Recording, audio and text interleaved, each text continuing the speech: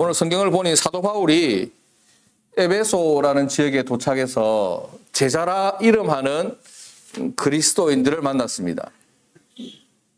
이 제자라고 이름했단 말이죠.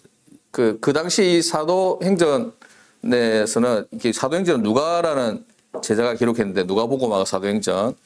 누가는 예수님 믿는 사람, 교회 다니는 교인, 성도를 표현할 때 제자라고 표현합니다. 자기의 습관적으로. 본인도 주님의 제자였고, 그래서 주님을 믿는 사람을, 교회의 성도를 다 누구나 다 제자여야 하지 않을까라는 마음도 있었을 것이고, 또 그렇게 표현을 했습니다. 제자라 이름하는 그리스도인들을 만났습니다. 이들을 만났을 때 사도 바울은 이렇게 아주 반가워하면서 말씀으로도 교제하고 안부도 묻고 이렇게 했겠죠. 그러면서 이들에게 성령을 받았는지를 물었습니다. 이들은 성령을 받지 못했고 성령이 있다는 사실조차도 모른다라고 대답했습니다. 이처럼 오늘 본문에는 요한의 세례, 3절에 나와 있는 것처럼 요한의 세례가 나오고, 또 성령을 받음, 성령이 임함, 성령 충만, 성령 임재, 성령 세례, 여러 가지로 표현될 수 있는데 성령과 관련된 이 성령 세례, 이렇게 두 종류의 세례가 등장합니다. 요한의 물세례, 성령 세례. 이 요한의 세례는 뭐냐 하니까 세례 요한이 말했듯이 예수님을 준비하는 세례, 예수님이 진정한 구원자임을 증언하며 회개시키는 세례였습니다. 이것이 어디에 나오냐면 마태복음 3장에 봅니다. 우리 같이 성경 한번 찾아보겠습니다. 마태복음 3장에 보면 세례 요한 자신이 그렇게 표현을 했습니다. 그래서 우리는 요한의 세례는 회개의 세례다, 그리고 예수님을 준비하는 세례다라고 이해하는데 이견이 없습니다. 마태복음 3장 1절에 보면 그때에 세례 요한이 이르러 유대 광야에서 전파하여 말하되 회개하라 천국이 가까이 왔느니라 하였으니, 이렇게 말했죠. 그러면서 11절에 보면 나는 너희로 회개하게 하기 위하여 물로 세례를 베풀거니와 내 뒤에 오시는 이는 나보다 능력이 많으시니 나는 그의 신을 들기도 감당하지 못하겠노라. 그는, 예수님이죠. 그는 메시아 성령과 불로 너희에게 세례를 베푸실 것이요. 아멘. 이 말씀에 보면 세례 요한은 분명히 자기는 물로 세례를 베풀 것이고, 내 뒤에 오시는 이 메시아는 불로, 성령으로 세례를 베풀 것이다. 이렇게 이미 세례 요한은 물세례와 불세례, 성령세례에 대해서 이야기를 했습니다. 그리고 오늘 성경 말씀에 사도행전 19장에 사도 바울이 그리스도라 이름하는, 제자라 이름하는 그리스도인들을 만났을 때 성령에 대해서 물었죠. 일종의 검증이라고 할 수도 있고, 또 아니면 그렇게 되지 않았을 때 또 도와주기 위해서, 섬기기 위해서 그렇게 물었을 수도 있을 것입니다. 요한의 세례는 예수님을 준비하는 세례, 예수님이 진정한 구원자임을 증언하며 회개시키는 세례였다면, 성령 세례는 예수님으로 인해서 주어지는 내적인 어떤 확신과 변화를 이끌어내는 그 어떤 것이라고 할 수 있습니다. 그러니까 요한의 물세례는 하나의 세레모니, 의식입니다. 우리 눈으로 확인할 수 있고, 이 사람이 쉽게 표현해서, 오늘날 쉽게 표현해서 교회의 멤버십이 되었다, 교회에 등록했다라는 것을 외적인 어떤 의식적인 형태로 보여주는 것이 바로 물세례를 할 수 있습니다.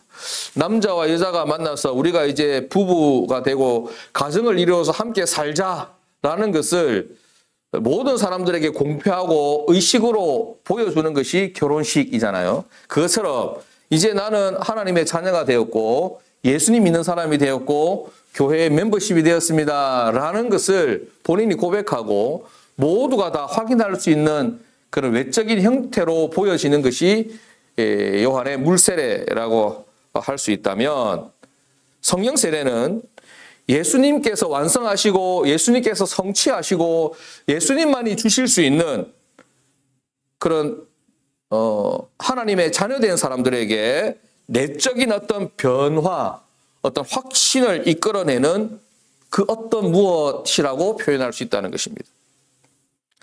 우리가 요한의 세례 그리고 성령 세례를 이해함에 있어서 이 둘 중에 어떤 것이 더 좋은지, 어떤 것이 더 옳고 어떤 것은 잘못된 것인지, 어떤 것이 더 나은 것인지 이렇게 서로 경쟁적이거나 배타적으로 이해할 수 있는 것이 아니라 요한의 세례가 성령 세례를 가르치고 예수님께서 성령 세례를 성취하셨다는 것으로 상호 보완 혹은 연속적으로 이해되어야 할 것입니다.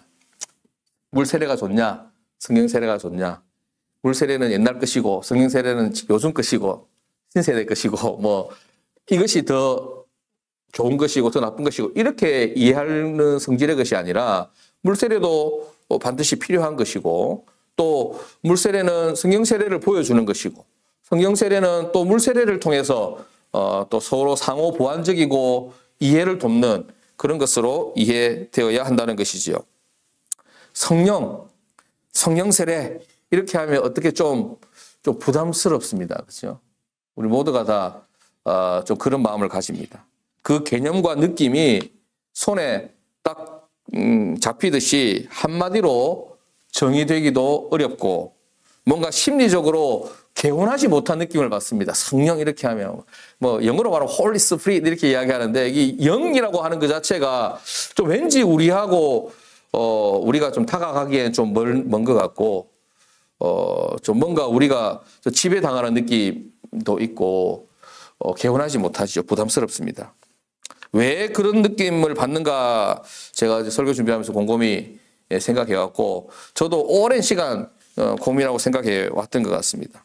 성경에도 등장하지만 우리나라의 귀신 문화하고 연결이 되어서 좀 그런 것 아닌가 싶습니다.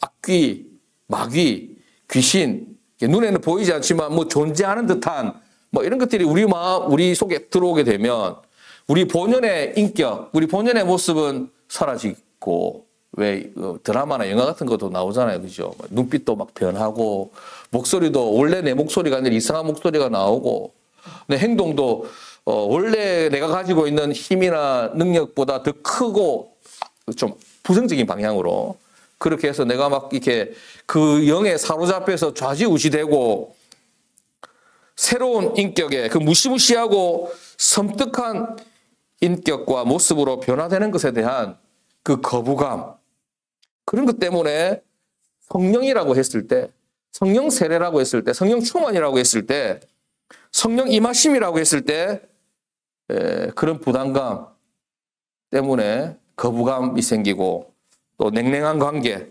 어색한 관계를 유지하는 것이 우리의 현실이 아닐까 이렇게 생각이 됩니다.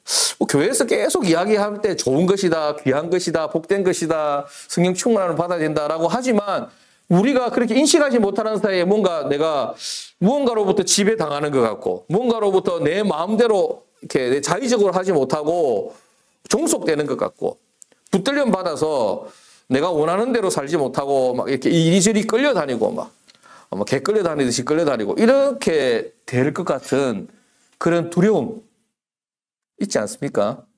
정말 그렇습니까? 그럴 것 같아요.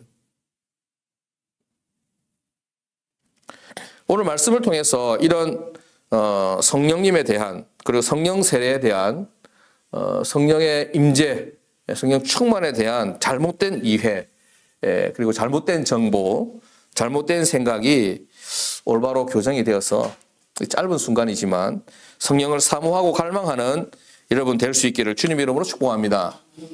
오늘 말씀의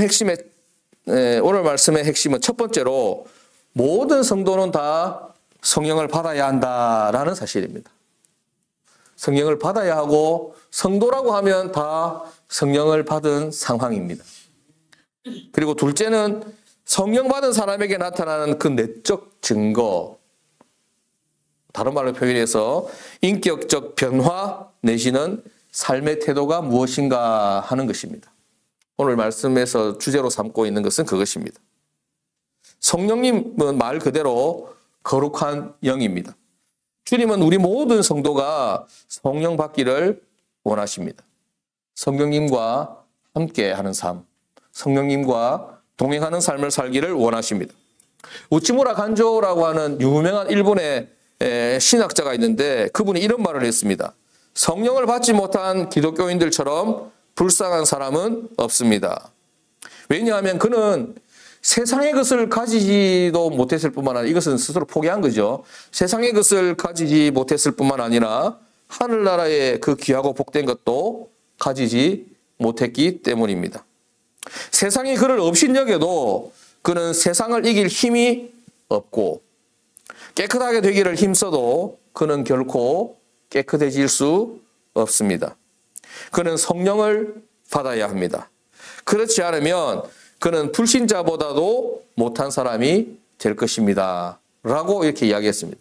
근데 이 말을 보면 자 곰곰이 생각해 보면 그리스도인으로 표현했죠. 그리스도인이지만 성령을 받아야 된다 이렇게 표현했습니다. 그래서 조금 좀 이해 안 될 수도 있습니다. 왜냐하면 우리가 성경 공부할 때도 그랬지만 성령이 아니고서는 그리스도를 주시라. 주님이 내 삶의 주인이다. 고백할 수 있다 없다? 없다고 했잖아요. 우리 성령 받았잖아요. 그런데 또 다른 성령을 받아야 되나? 또 한 단계 더 깊은 성령의 뭔가가 있나? 뭐 이렇게 생각할 수도 있습니다. 좀 이렇게 정확한 표현일지는 모르겠지만 여러분들이 예를 돕기 위해서 표현한다면 유리컵이 지금 넘는데 유리컵에 보면 물이 이렇게 한 반쯤 차 있다고 생각합시다. 물이 있습니까? 없습니까? 있는 거죠. 그죠? 그렇지만 그 물이 있음이 그 컵을 잡고 물을 마시는 사람에게는 증명이 되어지고 효과가 있고 확인이 되지만 저 멀리 있는 사람한테는 이게 그 컵에 물이 담겨 있는 거하고 아무런 상관이 없잖아요. 그죠? 근데 그 물이 반쯤 차 있는 것이 아니라 가득 차서 계속해서 채워져서 흘러 넘친다고 생각해 보십시오. 그렇게 되면 그 물을 마시는 사람뿐만 아니라 물을 바라보는 사람, 그 컵을 바라보는 사람 입장에서도 그 확인이 가능하죠.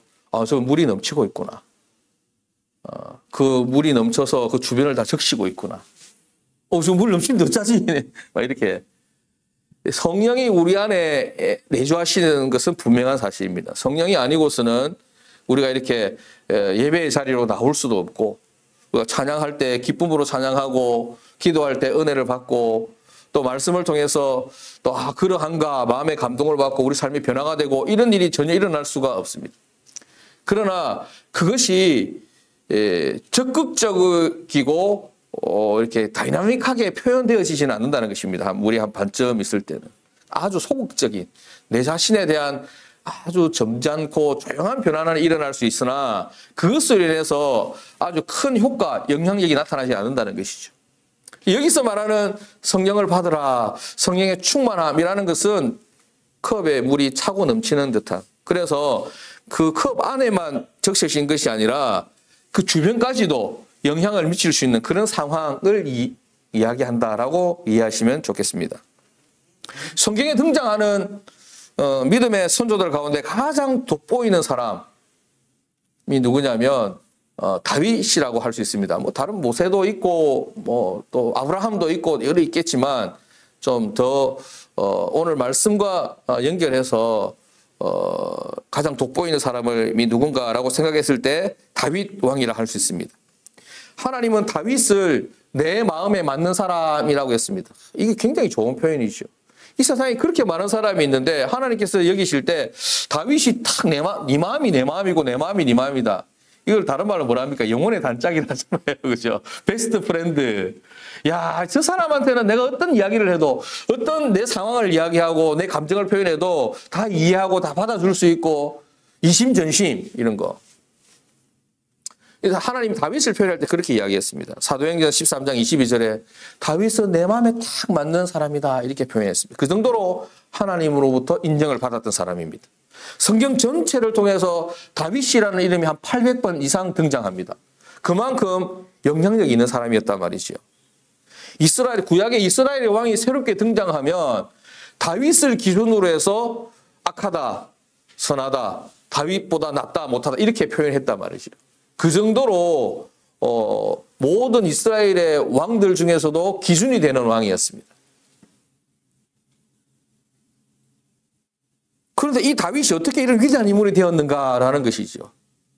성골이었냐? 왕의 혈통이 아니었잖아요. 그죠? 우리가 잘 알다시피. 집안이 남다르게 좋았던 것이 아니었습니다. 그리고 뭐 학연, 지연, 뭐 훌륭한 거 아니었습니다.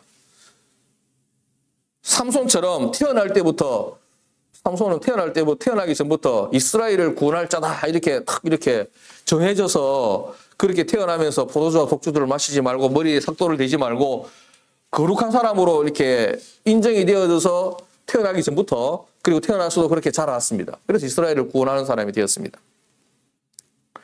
다윗은 그런 사람이 아니었습니다. 굉장히 평범했습니다.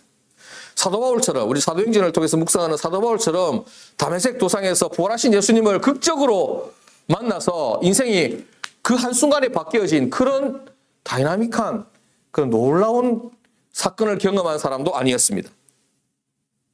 지극히 평범한 목동에 불과했습니다.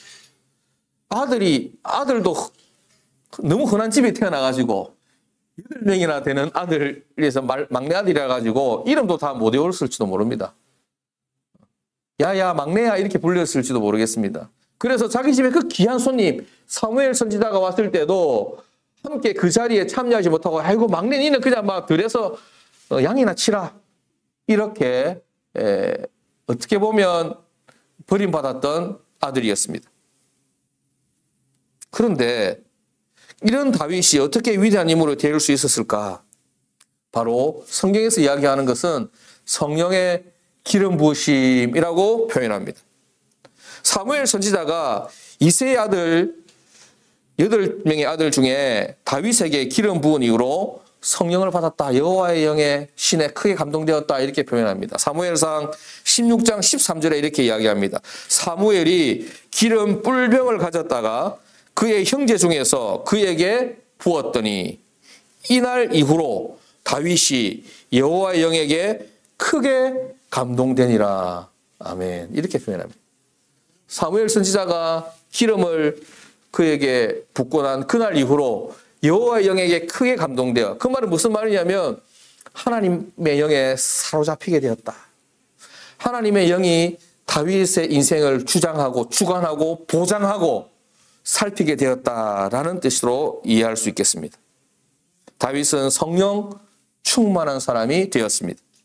그렇게 그의 인생이 달라졌고 그를 통해 이스라엘이 새롭게 되었습니다.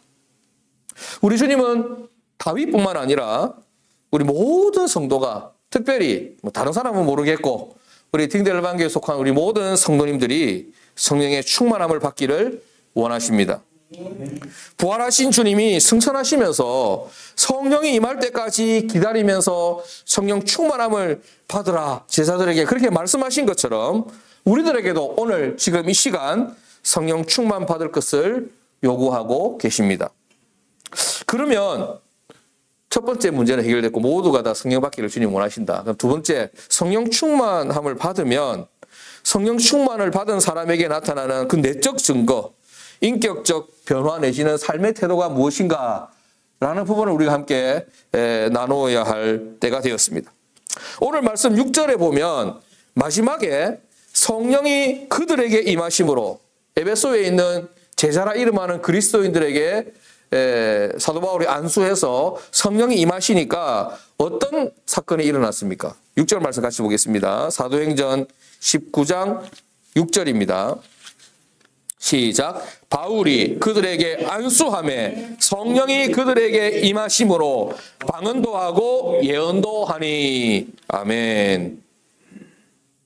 여기 보니까 어떤 현상이 나타났습니까?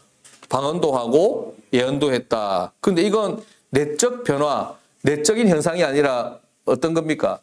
외적인 변화죠. 외적 현상. 이런 현상은 우리 사도행전 2장에도 보면 성령 받은 제자들에게 동일하게 나타났던 현상입니다. 이는 성령을 받은 사람은 반드시 방언하게 되고 예언하게 된다는 말이 아니라 지금 졸면 안 됩니다. 지금 제일 중요한 시간이 돼요. 지금 졸면 안 되고 지금 여러분들의 생각이 정신이 뭐 다른 데 가 있으면 안 됩니다. 이 지금은 딱 집중해야 제일 중요한 시간입니다. 성령을 받게 되면 반드시 예언을 하고 방언을 하게 된다는 말이 아니라 이들이 성령 충만함을 받음으로 인해 내적인 변화와 성숙이 일어났다는 하나의 증표, 하나의 증거라고 할 수 있습니다. 내적인 변화는 우리가 볼 수가 없잖아요. 그 사람이 마음속으로 어떤 생각을 하는지, 어떻게 마음이 바뀌었는지, 그 미래를 향한 목표와 가치관이 어떻게 변화되었는지 우리 모르잖아요. 그죠? 그 사람의 삶을 통해서 나타나기 전까지 시간이 아주 오래 걸립니다. 그런데 지금 이제 완전히 터닝 포인트가 되었다. 완전히 바뀌어졌다라는 것을 어떻게 알 수 있냐 하니까 외적인 변화로 알 수 있다는 것이죠. 우리가 꼭 알아야 될 필요는 없습니다. 그런데 이렇게 우리에게 보여주는 거예요. 이해되시죠? 부모님이 자식들에게 야, 너 좀 공부 좀 열심히 해라. 우리가 늘 하는 말이 뭐 그 말이니까. 왜냐면 본인도 어릴 때 공부 열심히 안 했지만 자식한테 왜 하잖아. 공부 열심히 해라. 그러면 자식이 이렇게 엄마 나 이제 마음 먹었어. 이제 공부 열심히 할 거야. 그거는 내적인 변화가 일어났다 해도 진짜 그렇게 하는지 모르잖아. 시간이 지나봐야 다음 기말고사 쳐봐야 알잖아. 진짜 했는지 안 했는지. 그래서 그 외적인 변화 어떻게 합니까? 이제 책상에 앉는 거죠. 뭐 그런 걸로 외적인 변화로 한다면 성령 충만함을 받아서 이 사람이 정말 성령 세례를 받아서 내적으로 성숙하게 되고 확실한 변화가 일어났다는 것을 우리가 알 수가 없잖아요. 이 성경에도 보면 알 수가 없어요. 그런데 그거를 외적으로 알 수 있는 방법으로 외적 변화가 나타났다는 것이 그것이 바로 방언이었고 예언이었다. 단지 외적으로 방언과 예언을 했다는 것이 중요한 것이 아니라 제자들에게 성령이 임하심으로 어떤 내적인 변화가 일어났느냐가 사실은 진짜 중요한 것이고 핵심입니다. 변화의 핵심은 삶의 주인이 바뀌었느냐 아니냐. 삶의 중심, 삶의 인생의 분명한 목적이 발견되었다라는 것입니다. 다시 말해서 이전까지의 내 삶은 기분 따라 사는 인생, 유행 따라 사는 삶, 되는 대로 사는 인생이었다면 이제 하나님을 영화롭게 하고 주님의 몸된 교회를 건강하게 세워가며 성령의 능력으로 세상을 변화시키는 그런 빛된 삶, 능력의 삶, 거룩한 삶을 살아가게 된 것이지요. 누가? 오늘 성령을 받은 사도행전 19장에 나타난 그 에베소에 있는 제자들. 그거는 그렇게 됐는데 그 당시로서는 그 시점에서는 알 수 없으니 외적인 변화의 모습으로 보여줬다는 것입니다. 방언을 하고 예언하는 것으로. 그런데 우리는 사람의 내면을 잘 보지 못하잖아요. 그 사람이 정말 회심했는지 정말 변화가 됐는지 알 수 없지 않습니까? 우리가 꼭 알아야 될 필요도 없어요, 사실은. 그렇지만 궁금하잖아요. 그죠? 궁금한 거 못 참잖아요, 우리 권사님. 조금만 참으면 다 알게 되는 것도 계속 지금 막 안달이 나가지고 궁금해 하지 않습니까? 그 우리의 사실 속성이기도 합니다. 그래서 겉으로 드러나는 현상에 집중하게 됩니다. 성령 충만함을 받은 사람들의 외적인 현상은 사실 사람마다 다 다릅니다. 또 주님이 그 사람을 어떻게 인도하시느냐, 그 사람의 성향이라든지 그 사람의 배움의 정도라든지 기질, 성격에 따라서 역사하는 방법이 다 다릅니다. 동의하십니까? 그런 것 같잖아요. 하나님 그 성경을 기록한 성경 저자들도 보면 다 다르다. 어떤 사람은 베드로가 어부였고 마태는 세리였고, 그죠?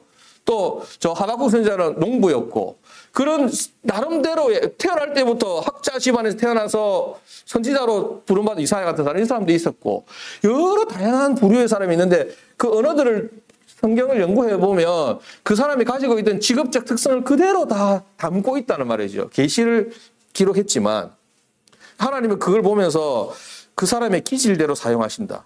스타일대로 사용하신다. 그냥 막 억지로 하나님 마음대로 바꾸어 쓰지 않고 그 사람의 과거를 전혀 무시하지 않고 살았던 삶의 역사를 그대로 담고 담아내기를 원하신다는 것이죠. 그래서 방언과 예언은 사도행전에는 그렇게 그것으로 드러났습니다. 성경 받았다는 것, 하나님으로부터 은혜를 받았다는 것, 이 사람이 변화되었다는 것을 극단적으로 표현해주는 그 모습이 바로 방언을 하고 예언을 하고. 이건 그 당시의 유행이었어요. 쉽게 말하면. 이렇게 말하면 지금 방언하고 예언하는 사람 내한테 뭐라 할 수도 있겠는데 저는 그렇지만 눈도 깜짝 안 하죠. 그때 그 당시에 유행이었습니다. 물론 지금도 그 뭐 복고로 돌아가가지고 그 유행을 뭐 해도 괜찮습니다. 뭐 잘못된 건 아니잖아요. 그죠? 그 다 다르게 나타날 수 있다는 거예요. 어떤 사람은 믿음이 굳건해지는 것으로 나타날 수 있습니다. 어떤 사람은 천국에 대한 소망이 확실해지는 것으로 내적 변화가 나타날 수 있습니다. 어떤 사람은 사랑이 풍성해지는 것으로 나타날 수 있습니다. 그런데 믿음, 소망, 사랑 이런 것은 눈으로 드러나지 않잖아요. 그래서 방언과 예언 이런 것으로 표출시켜 준다는 거예요. 이해되시는가요? 이거 진짜 이해된다면 여러분들 진짜 훌륭하신 겁니다. 진짜. 저하고 한 10년을 함께 지낸 보람이 있는 거예요. 단적으로 더 결론적으로 이야기하면 방언과 예언 이런 건 뭡니까? 내적인 변화의 외적인 변화의 모습이 아니라 성령을 받음으로 해서 나타나는 하나의 은사죠.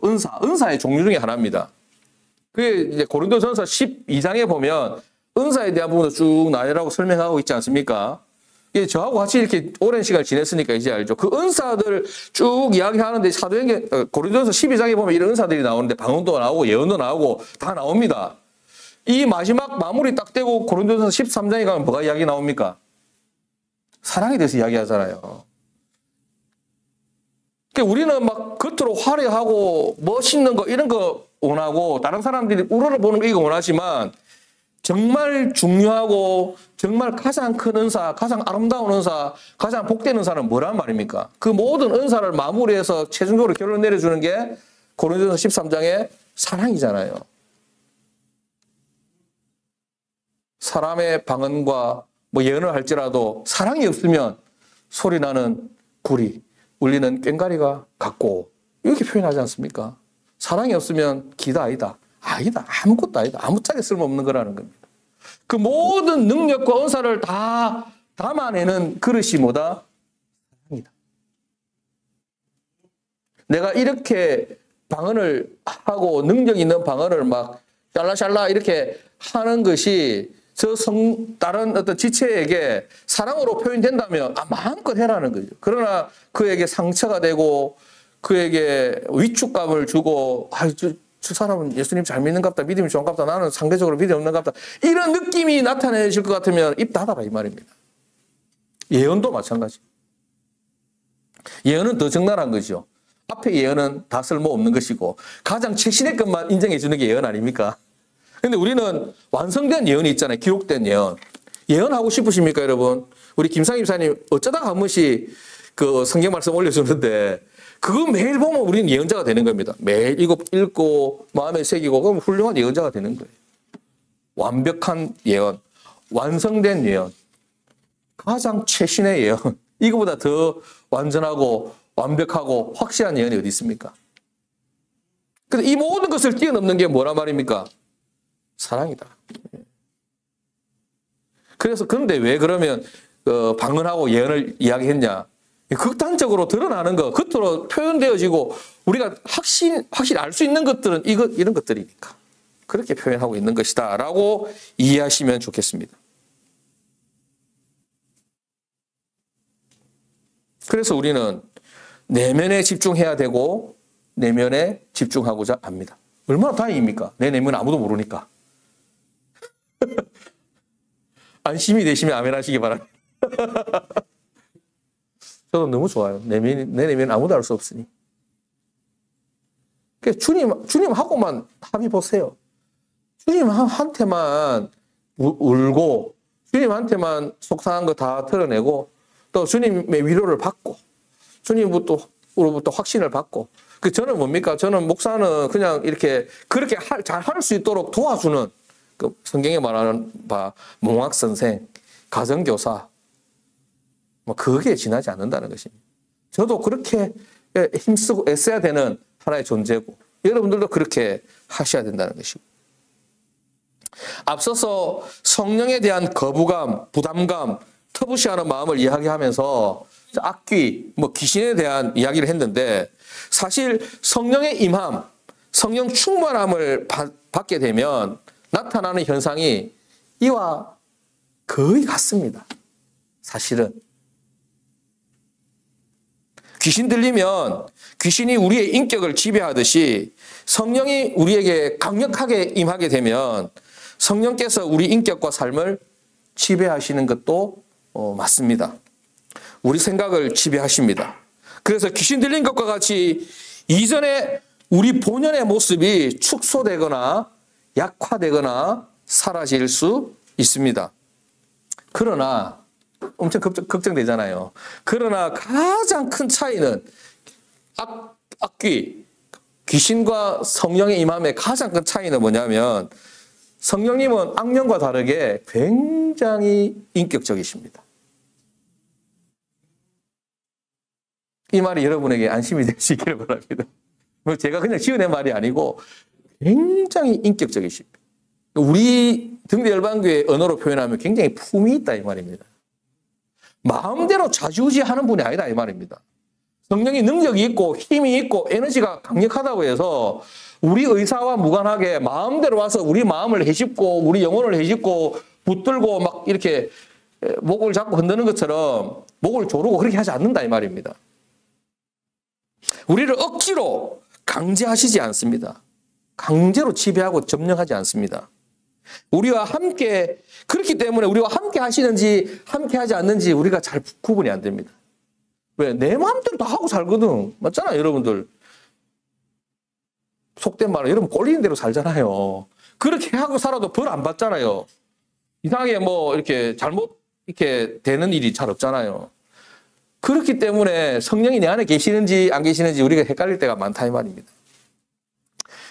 그렇게 소극적으로 잔잔하게 역사하시는 성령님이십니다.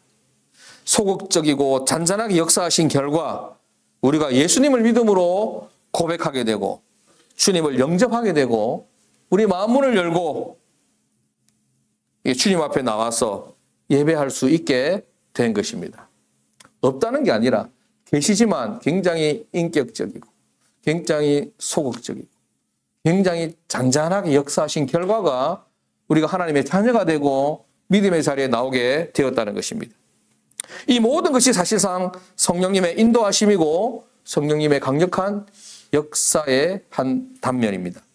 그러나 오순절에 마가의 다락방에서 약속하신 성령을 기다리며 기도한 제자들이 경험했던 그 성령의 임재는 그들의 삶을 굉장히 다채롭게 변화시켰던 강력한 에너지였고 특별한 경험이었습니다. 주님의 제자들은 그 성령 체험을 통해서 능력을 힘입었죠.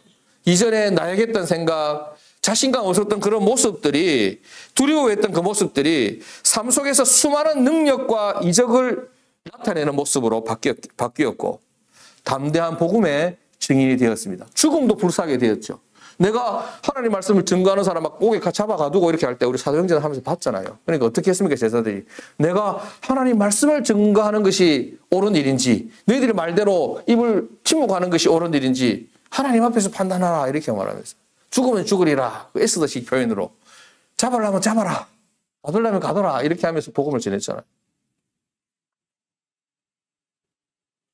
사랑하는 여러분, 우리에게도 이 당시에 이 제자들에게 임했던 성령의 강력한 임재, 우리 안에 있는 성령님의 이제 소극적으로 잔잔하게 역사하시는 그 성령님께 우리의 마음의 자리를 내어드리고 우리가 자발적으로 그의 요한계시록 3장 20절에 말씀하고 있는 것처럼 주님은 항상 어떤 모습입니까? 우리의 문 밖에 서서 우리가 문 열어줄 때까지 이렇게 두드리고만 계시는 대포 쏘고 막 뭐 자물쇠 따고 이렇게 들어오시는 분이 아니라 우리가 초청하고 주님의 임재를 갈망하고 우리가 주님 앞에 자발적으로 굴복하고 자발적으로 지배당하기를 원하고 주님이 내 인생을 주장해 주시기를 소원하고 내가 주님을 위한 인생을 살아가기를 간절히 사모할 때 그때 주님이 역사하신다 이 말이지요. 그때 사도행전 3장에 성령이 급하고 강한 바람처럼 우리에게 임재하신 것처럼 이제 기지개를 켜고 꿈틀꿈틀하면서 우리의 인생을 붙들으시고 우리의 가정을 새롭게 하시고 우리의 사업장에도 기름 부어주시고 우리가 가는 곳마다 주님의 보혈이 묻어나게 하고 그런 놀랍고 강력한 역사가 사도행전 이때만 일어난 것이 아니라 우리가 주님을 인정하고 이해하고 받아들이고 내 마음에 내 삶의 자리, 내 인생을 내어드릴 때 그렇게 급하고 강함처럼 인지하셨던 그 주님처럼 성령님처럼 우리 안에서 그렇게 꿈틀꿈틀 역사하게 되실 것이라는 사실입니다. 이런 성령의 임재, 이런 성령의 충만함이 필요합니다. 우리 안에 분명 우리와 함께 하시지만 우리가 내어드리지 못한 우리 마음의 중심에서 우리의 인생에서 주도적으로 역사하실 수 있도록 자발적으로 성령께 사로잡혀야 할 때가 된 것입니다. 그래서 이전에는 성령이 함께 하심으로 우리의 닫혔던 마음의 문이 열리고 교회로 발걸음이 옮겨진 정도라면 이제 성령님의 강력한 활동하심으로 우리 삶의 모든 부분과 순간이 우리 주님께 사로잡혀서 이 세상의 두려움과 염려에서 벗어나 우리 삶의 진정한 주인 되시는 우리 주님을 위하여 주님을 영화롭게 하는 삶을 살아갈 수 있게 되기를 주님의 이름으로 축복합니다. 그래서 예수님에 대해서 그리고 진리에 대해서 복음에 대해서 십자가와 부활에 대해서 지식적으로 알고 있는 것도 중요하지만 바울이 에베소에서 만난 제자들이 성령 세례를 받고 내적, 외적 변화를 경험했던 것처럼 우리도 성령의 세례, 성령의 충만함을 입어 우리의 삶이 새롭게 되고 우리의 가정이 복음화되고 우리 자녀들이 꿈과 소망을 가진 그런 사람 자녀들로 변화가 되고 우리 지역사회가 복을 받을 수 있기를 주님의 이름으로 축복합니다. 기도하겠습니다. 하나님 아버지